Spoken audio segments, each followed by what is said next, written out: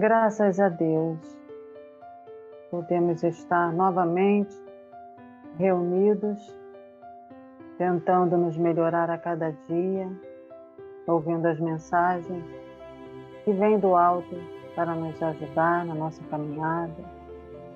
Queremos pedir que os bons espíritos que sempre nos acompanham, conselheiros da casa, nossos mentores, possam nos auxiliar no entendimento, na compreensão, para que possamos, Senhor, um dia colocarmos em prática tudo o que aprendemos aqui.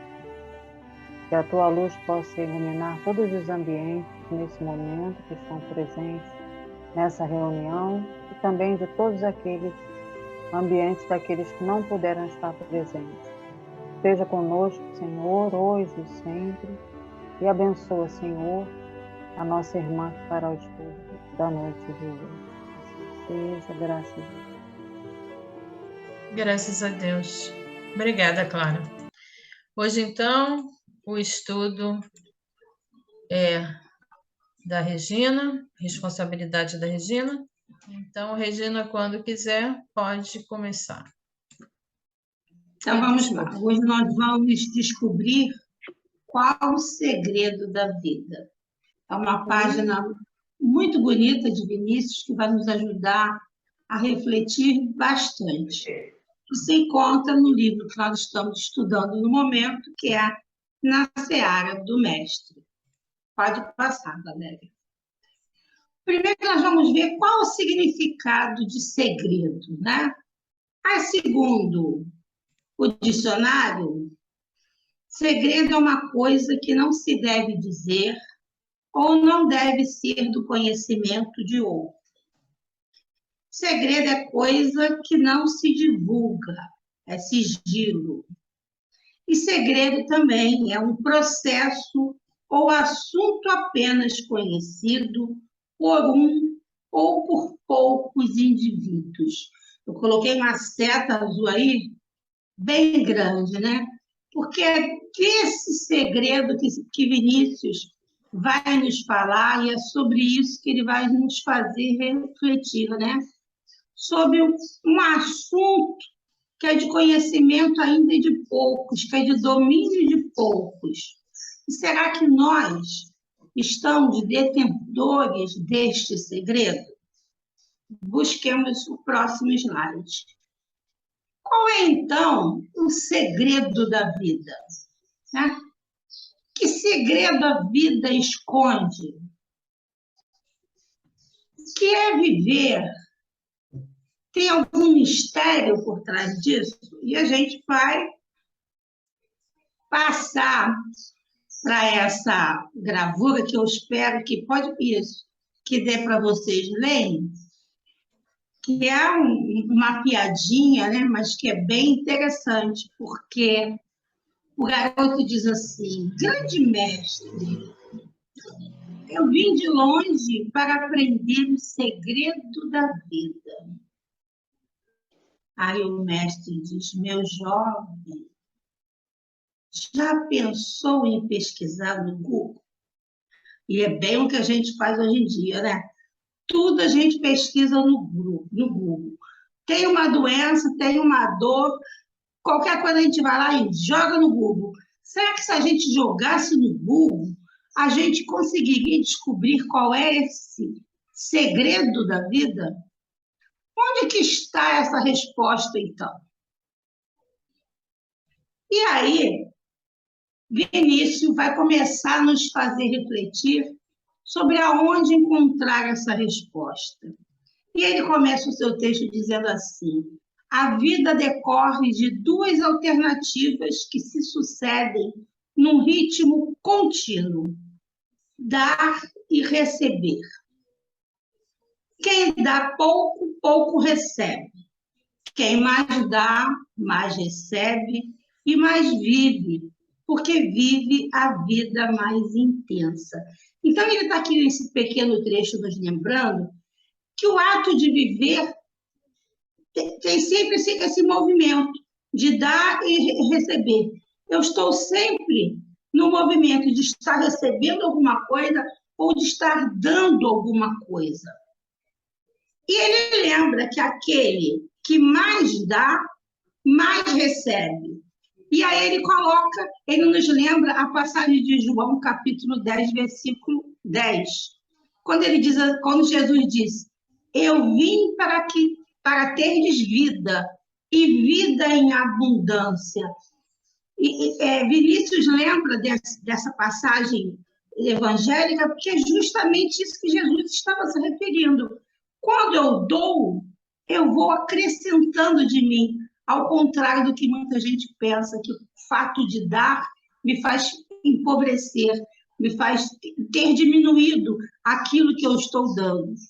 Na realidade, não é isso. Quanto mais eu dou, mais eu recebo. E aí ele continua. A vida verdadeira, a única vida, é a do Espírito. A que se revela através das formas organizadas, é apenas o reflexo daquela, tal como a luz da lua não passa do reflexo do sol. O corpo humano vive graças às constantes permutas que nele se processam. As células que se desenvolvam em poucos dias, deram o que tinham, morrem e ressurgirão em novos corpos, aurindo na fonte da vida eterna. Vamos refletir aqui.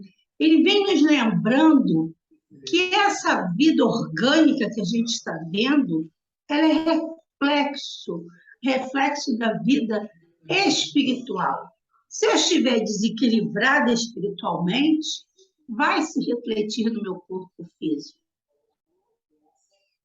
Quando este corpo físico ele se perde, ele se desgasta com o tempo ou por alguma enfermidade, ele retorna à terra.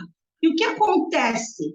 Ele vai se decompor e essa decomposição orgânica vai favorecer o quê? O surgimento de novas vidas. Ele vai alimentar nova vida. Por isso eu coloquei essa gravura aí, né? Esses dois corações com essas setas, porque é exatamente o que Jesus está dizendo ali. Eu vim para terdes vida e vida em abundância. Porque quando a gente troca nessa permuta, a gente está o quê? Crescendo, porque até mesmo quando este corpo perece, eu continuo vivo, porque eu sou espírito e estou cheia da bagagem dessa existência, de tudo aquilo que eu vivenciei naqueles 65 anos, 70 e pouco, 80 e poucos. Eu estou repleta.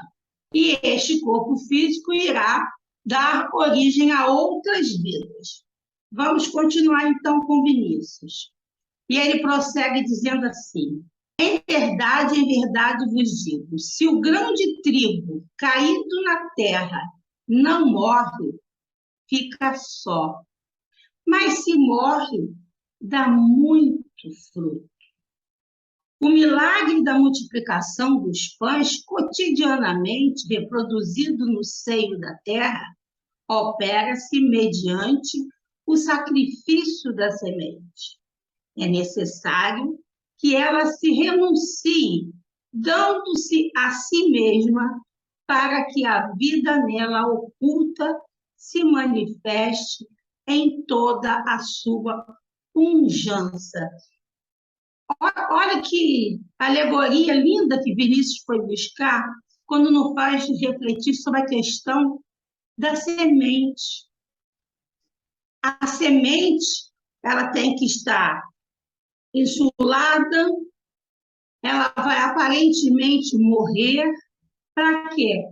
Para ir se expandir, para gerar vida, para ser uma vida em abundância, uma vida que vai até alimentar muitos. Uma sementezinha alimenta muitos. E ele lembra lá, né? Se o grão de trigo não cair na terra, se ele não morrer, ele vai ficar só. Mas se ele morre, ele dá muito fruto. Então, é sempre nos lembrando a questão de que quanto mais eu dou, mais eu faço crescer. Porque quando eu me dou, quando eu dou aquela pequena semente que eu já tenho dentro de mim, eu estou multiplicando. E se eu não passar aquilo vai morrer comigo, vai ficar lá guardadinho. E que valor terá? Ele acumulado, ele guardado dentro de mim. Não será mais grandioso, mais produtivo, mais interessante ele ser compartilhado, vivenciado por muitos? E ele continua. Quem não renuncia à sua vida neste mundo, conservá-la para a eternidade. O egoísmo é contraproducente em suas expressões, destrói e espalha, pretendendo manter e ajuntar. Olha quanta reflexão que a gente pode tirar daí, né?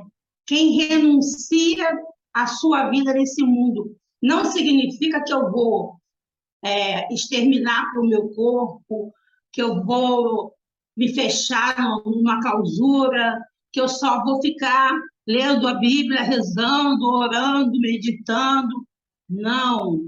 Quando eu renuncio aos prazeres, à satisfação do meu gozo físico, só isto vai fazer com que eu perca a vida, porque eu vou deixar de pensar no outro e eu vou deixar de me doar. Eu vou estar simplesmente alimentando os meus desejos, eu vou estar alimentando a satisfação da minha carne, eu vou estar presa ao material.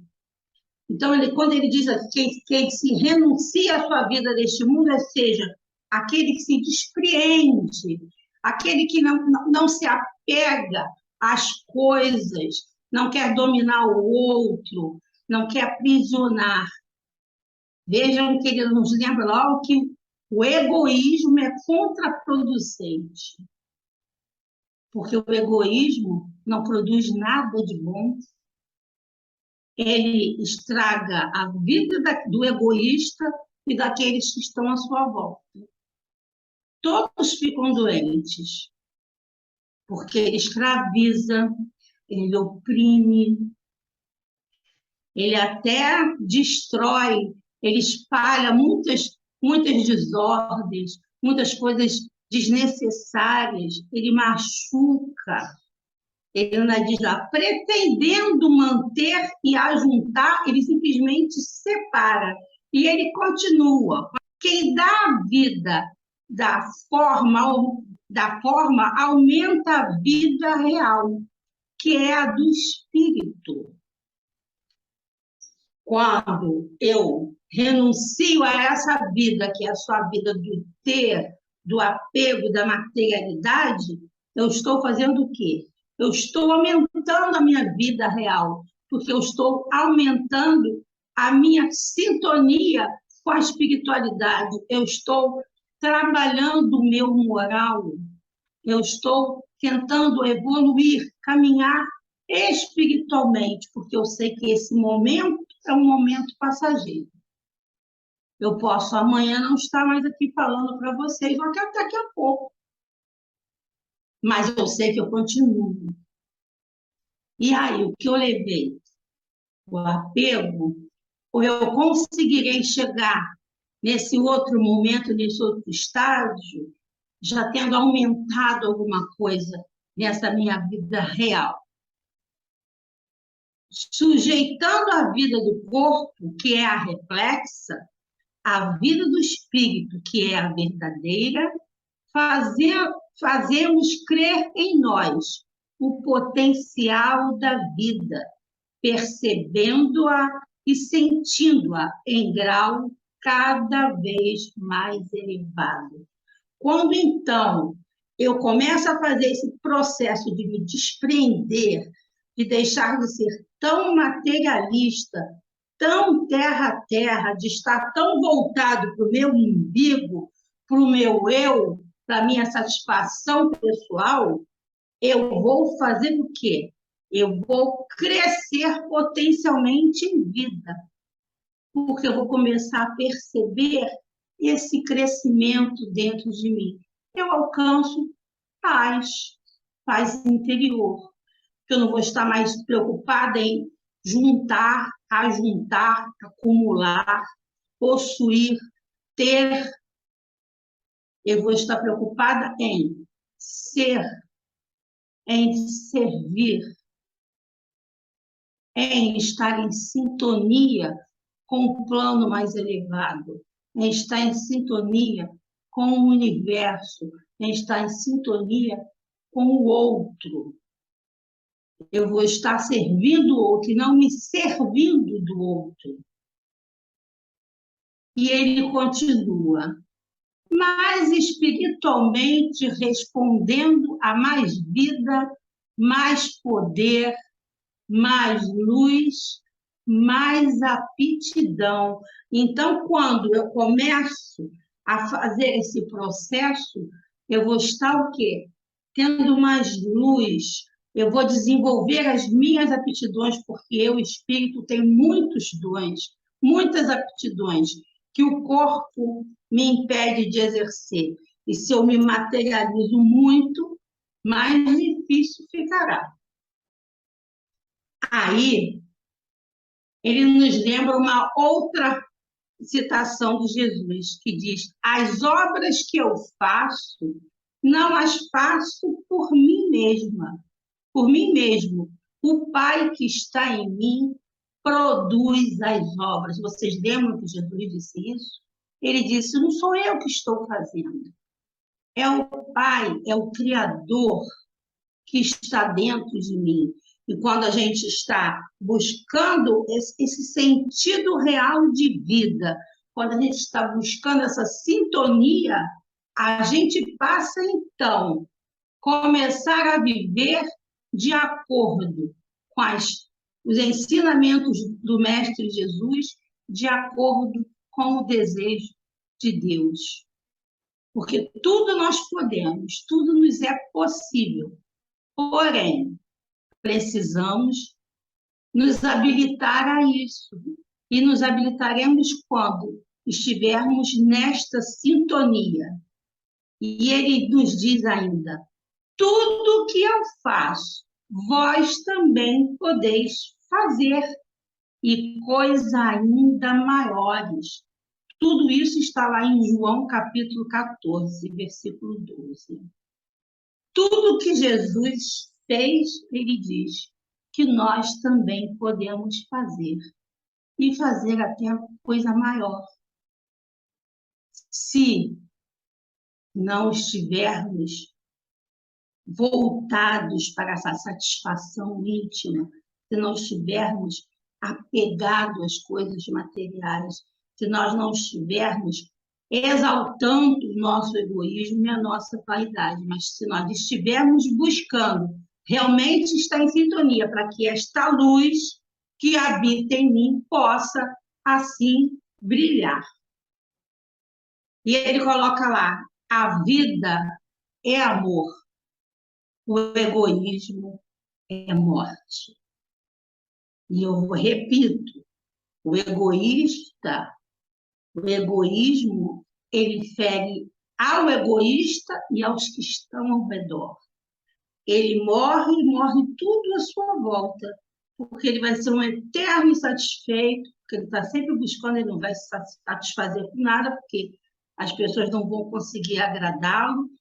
Contrapartida, quem está querendo agradar, fazer alguma coisa, vai ficar insatisfeito porque está vendo que o outro não está respondendo, não está se agradando da situação.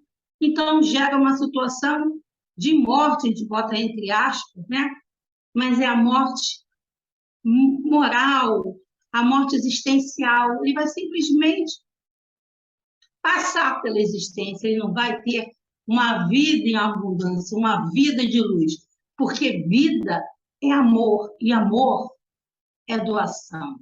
Amor é dar para poder receber. E aí ele fecha com essa citação aqui que eu achei muito interessante, que ele diz: Deus é a dádiva perpétua. Ele não dá por medida. O egoísmo do homem é que delimita as suas dádivas e suas obras. Então, ele vem lembrando aqui, nós atribuímos a Deus os nossos defeitos, né? A gente é que mede tudo. Ah, se a Valéria for boa para mim, aí eu vou ser boa para ela. Aí ela está sendo mal para mim, eu vou ser mal para ela. Não, ela foi só um pouquinho boa para mim, então você só um pouquinho boa para ela. A gente que delimita isso. Para Deus não tem isso. Ele não tem medida. E a gente vê, idealiza um Deus fazendo isso, medindo, me dando, pesando as coisas na balança. E não é assim. Isso é uma atitude de um egoísmo, tá? E ele prossegue. Quem pouco recebe é porque dá pouco. Não foi porque Deus botou na balança e achou que tem que receber pouco. Se eu nada dou, como é que eu vou receber? Se o gesto, o fator de eu dar, esse gesto que eu faço em direção ao outro, de me desprender, de tirar de mim, é que faz com que eu tenha um retorno. Se eu não faço esse movimento, como é que vai vir de volta? Eu nada emanei para receber como reflexo. A recepção é o reflexo do que foi doado. E ele coloca a capacidade de receber está em relação com a capacidade de dar. Por isso que uns recebem muito. Porque a gente já parou para ver o quanto eles deram. E tem um detalhe, né? Quem dá, e quem muito dá, geralmente dá calado. Porque ele não dá só coisas. Ah, vou dar uma coisa. Não. Ele dá de si. Ele dá boas vibrações. Ele dá bons pensamentos. Ele vibra no sentido do outro. E quando ele faz até o material, ele faz quieto. Ele não faz com alarde.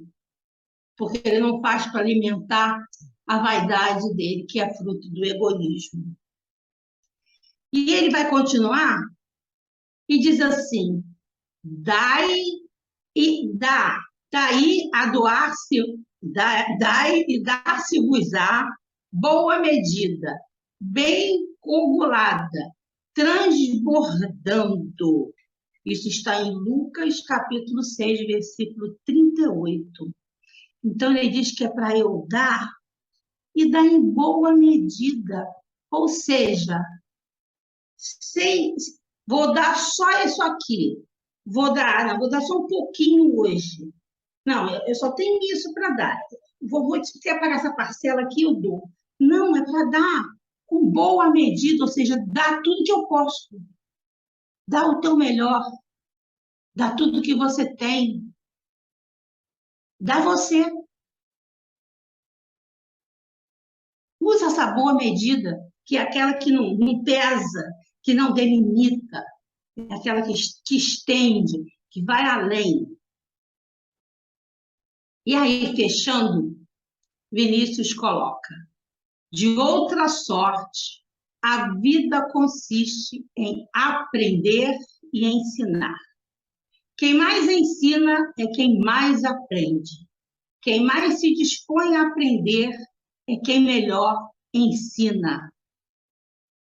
Por exemplo, para eu chegar hoje e falar aqui para vocês, eu tive que buscar o texto, ler o texto várias vezes, dissecar o texto, buscar outras fontes, para eu passar para vocês. Aprendi muito. Aprendi além, porque não deu para tudo que eu li, não dá para botar aqui. 30 minutos, o Zoom dá Zoom. E a gente corre. Então, aquele que está ensinando, ele está sempre aprendendo mais. Aquele que está doando, ele está sempre tendo que ter mais, porque ele está doando. Para eu dar, eu tenho que ter. Né? Aí ele dizia, aquele que se dispõe a aprender é aquele que melhor ensina, porque ninguém ensina sem ter aprendido. E no momento que você ensina, você também aprende. Então, vocês percebem espreme, como ele disse lá na frente, não esvazia, sempre aumenta, sempre aumenta. Não me diminui, sempre irá me aumentar o fato de eu doar. Por pouco que saibamos, há sempre quem saiba menos, porque a gente tem aquele povo que diz assim, Regina, mas eu ainda não sei. Regina, mas eu não tenho condição, mas eu estou começando. Todo mundo está começando todo dia. E todo mundo sabe uma coisa, pelo menos. Então, por pouco que você acha que saiba, você sabe algo que o outro não sabe. De repente, aquele que se julga saber muito, não sabe aquilo que você já sabe. Então, a gente tem sempre o que passar para o outro, sempre o que estimular no outro. Quanto mais sabemos, mais reconhecemos a nossa ignorância e mais vontade temos de aprender. A gente não pode parar de aprender nunca, porque a única certeza que a gente tem é que só sei que nada sei. Nós não sabemos, porque nós ainda não temos capacidade de deslumbrar tudo que é possível retermos. Aprender e ensinar. Subir auxiliando pelos que se acham em cima, auxiliando, por sua vez, a escalada dos que se encontram embaixo. Tal é a lei. Esse desfecho aqui está perfeito, gente, porque ele mostra a humildade do que é superior. Percebam, subir, eu vou subir, auxiliado pelo que está acima de mim, porque tem sempre alguém mais acima, é uma escala.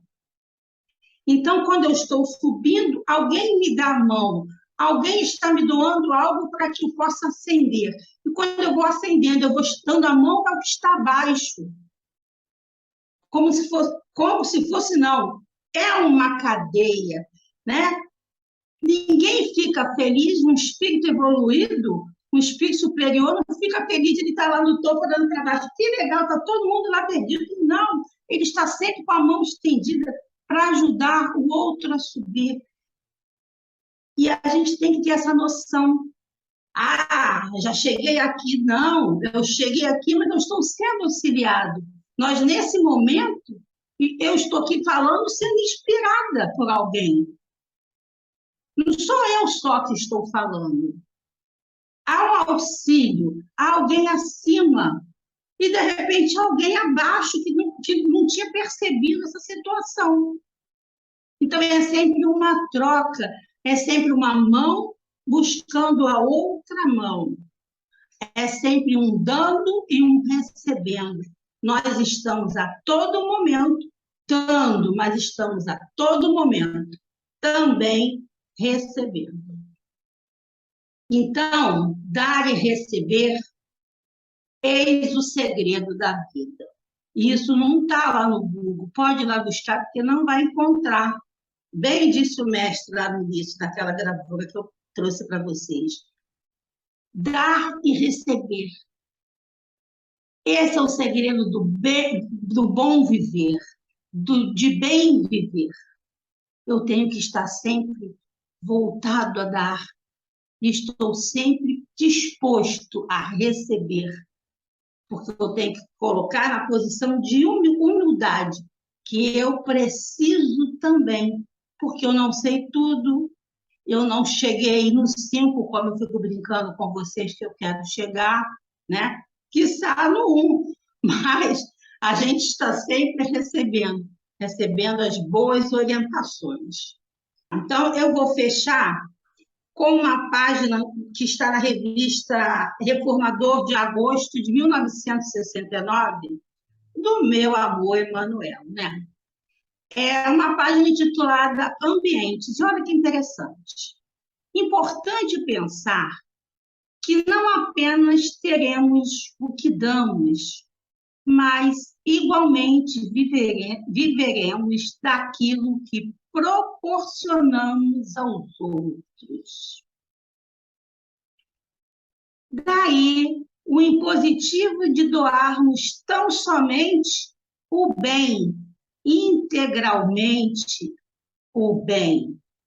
Se em determinada faixa de tempo criamos alegria para os nossos semelhantes e criamos para eles o trazido uma e outra ao nosso convívio, arruinando vaidosas oportunidades de serviço de elevação. Se oferecemos azedume, aí que eu não tô, é óbvio que avinagraremos o sentimento de quem nos acolhe e de cuja colaboração necessitamos, reavendo, em câmbio inevitável, o mesmo clima vibratório com quem recolhemos água inconveniente para a própria sede, pois agitar o fundo do poço. Se atiramos crítica e ironia à face do próximo, de outro ambiente não disporemos para viver, senão aquele que se demanda em sarcasmo e censura. Vou dar uma paradinha aqui. Olha como Emmanuel vem nos lembrar que o fato de dar é muito importante e a gente tem que prestar muita atenção. O que eu estou dando e de que forma eu estou dando, porque tudo que vai, retorna. E aí a gente às vezes se queixa da vida. Ah, mas eu me sinto tão só, mas eu não tenho amigos, mas ninguém lembra de mim, mas ninguém me busca. Eu já parei para pensar em alguém? Eu mando uma mensagem, alô, tudo bem com você? Eu dou uma palavra de incentivo, eu estou com a mão estendida, o que eu mando, eu recebo de volta. Ou eu sou aquele que só critica, que só reclama, é isso que eu dou para o outro. Crítica, comentários desagradáveis, palavras ofensivas. Pensemos. E eu destaquei em azul. Certifiquemo-nos de que não somente as pessoas, mas os ambientes também respondem. Queiramos ou não, somos constrangidos a viver no clima espiritual que nós mesmos formamos. Pacifiquemos e seremos pacificados. Então, a gente tem que prestar atenção o que eu estou dando aqui para a ambiência da minha casa. A minha casa é uma casa que as pessoas entram, se sentem bem e sentem prazer, ou ela é uma casa pesada, que as pessoas não se sentem, não têm vontade de ficar, chegam com vontade de voltar, sair logo, porque a gente impregna o ambiente que a gente está inserido, dessas coisas que eu estou dando aos outros. Diz lá, auxilia e colherais auxílio. Tudo que espiritualmente vertes de vós, regressa a nós. Dá e dar-se-te-á, asseverou Jesus. O ensinamento não prevalece tão só nos domínios da dádiva material propriamente considerada. Do que dermos aos outros, a vida fatalmente nos dá. Graças a Deus. Obrigada, Senhor, pela oportunidade desta noite de refletirmos sobre o que estamos doando de nós, de refletirmos sobre o real segredo de bem viver, o real segredo da vida, que é nos colocarmos em doação, de nos colocarmos sempre dispostos a doar o que temos de melhor. O que temos de melhor somos nós mesmos, Senhor. Por isso te agradecemos pelo momento de reflexão, por estarmos aqui juntos, por essa imensa troca de energia e com a certeza de que neste momento recebemos de ti e dos teus mensageiros o que realmente necessitamos para a nossa maior clareza, para o nosso maior discernimento. Graças a Deus. Graças a Deus. Temos 1 minuto apenas. Olha, estudo maravilhoso, Regina, como sempre, né? Eu estava pensando, a gente pode pensar até de início nas nossas profissões, né?